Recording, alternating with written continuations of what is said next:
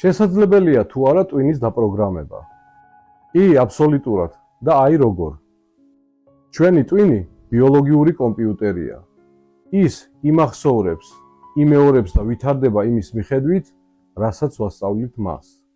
დაპროგრამება იწყება აზრებით. ყოველი სიტყვა, რწმენა და ყოველდღიურობა ტვინში ახალ ნეირონებს და ახალ გზას ქმნის.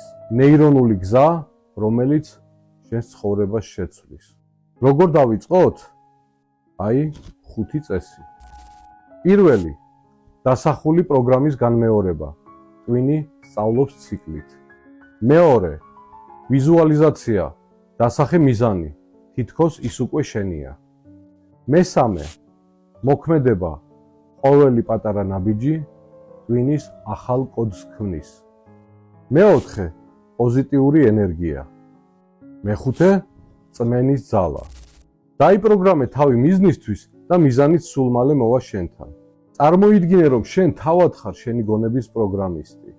ყოველ დღე ან აშენებ მომავალს, ან იმეორებ წარსულს. არჩევანი შენია.